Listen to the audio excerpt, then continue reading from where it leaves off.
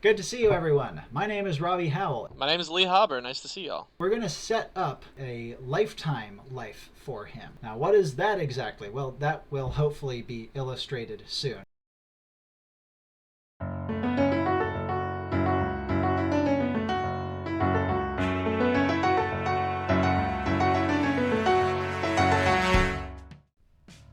Lifetime is an improvised storytelling game in which a player inhabits the body of a being within a fantasy world and is tasked only with living their life to its fullest. In this session, Lee will be selecting his starting lifetime body from among an improvised lineup that I will be generating based on parameters he assigns me, akin to the parameters I set myself during improvised world building. Let's see what he gives me. So first off, I have Old Lombardy, Golden Moon and Crimson Sun, What Once Was, Is, Jazzy Jeeves, and number 5, Yokels. Nice. I personally like to be a little elegant and then mess it up later. I'd like to have magic. Beautiful. But that magic is forbidden. Also, very fun. This one's fun because it will tend towards positive, but you're kind of building in a monkey's paw already. Listen, chimpanzees in their hands, I too am an enjoyer. It is no longer a monkey's paw, it is a chimpanzee. That's what we're gonna entertain, guys. Good to see you. I'd like to have a bounty on my head. That one's so fun as well. There's tons that I can do with that one.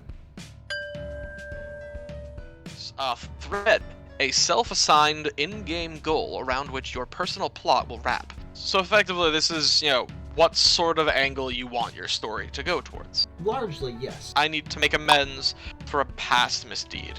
That's actually a really good starting thread. Once your life begins, it will become quite unambiguous what that actually means in the context of the life you're in. Describe folds is that they are like skulls in Halo. They rather dramatically change the fundamental mechanics of the game. However, they are all hidden. You don't know what a given fold does. You don't have to pick any of them. I'm going to pick Pleach, Chrysalis, and Whisperer. My focus word for Whisperer is going to be Simulacrum. And you need a number, 1 to 10. I'm going to be dangerous and say 8. That was really, really exceptional. There's an awful freaking lot I can do with this. With those parameters in mind, I will now go about generating 4 different options for Lee to pick between. The first 3 he may ask any question he wishes about, and can go into substantial detail in those questions. The 4th option will remain entirely undetailed, a mystery unless he chooses to go with it. I come up with each of these options on the spot, but it takes a couple minutes to do, so I'll leave Lee to entertain you in the meantime. So for Old Lombardy, the architecture and just the setting is very beautiful to me. I really enjoy medieval settings, even early into mid-Renaissance. Golden Moon and Crimson Sun. Civilizations since beginning have looked up to the sky and been like, oh, that's what's up there. What sort of world would grow under a golden moon and a crimson sun? What once was, is. I was just trying to be a little poetic and eloquent there. It means that, concept of resurgence, the concepts of, past coming back to you, which means, it'll be really fun to sort of dig into maybe who the body that I'm inhabiting is going to be. Jazzy Jeeves, I felt I'd been a little bit too eloquent. The humorous couple words, that'll be interesting challenge to throw at Robbie. And same thing with yokels. It's also just a fun word to say. Give it a try at home. Yokels. You are going to be offered the body of Nus. He is a Ngasid. They are fiberglass golems. He is specifically a seer who has a connection to a goddess called Kerathon. He has predicted an apocalyptic event.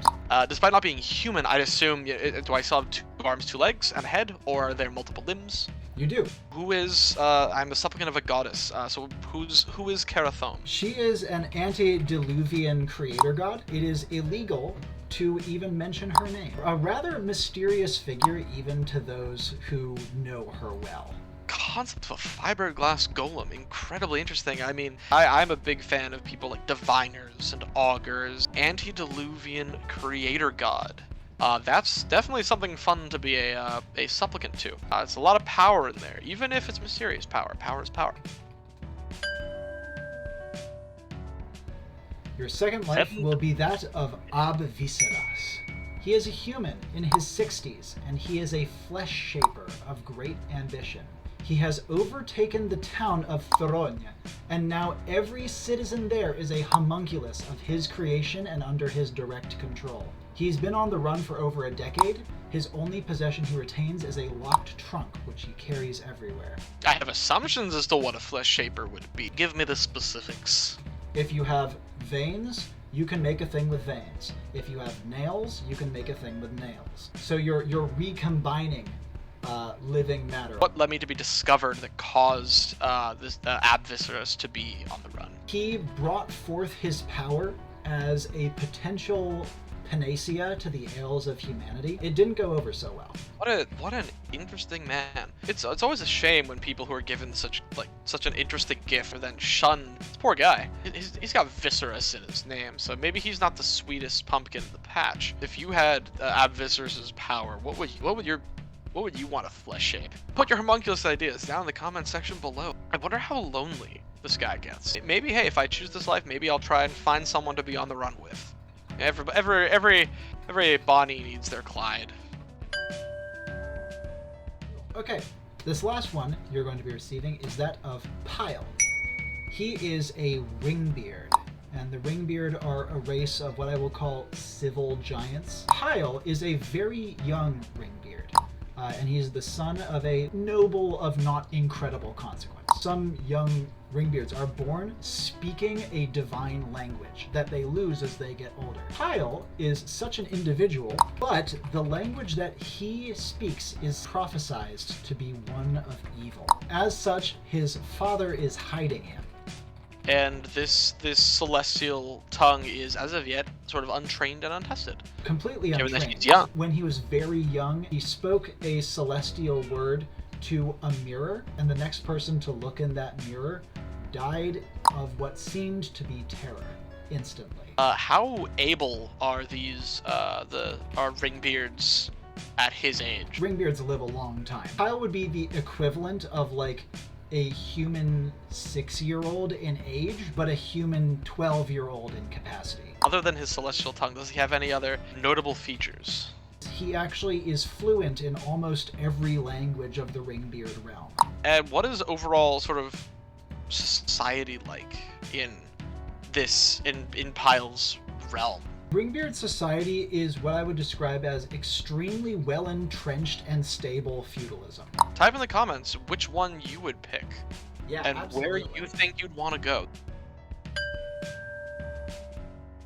Of these three options, Lee, which do you pick, or do you wish to pick the mystery option, which I will give you 0 information on until we start play? You know, as much as I like the thrill of going for the mystery option, which is what I would normally do, I think this is tough. You know, I think I'm going with Pyle. The concept of this celestial unknown sort of spoken word magic that rings very close with me, and I really like that. The young giant with untold power for which he's hunted. That's top tier.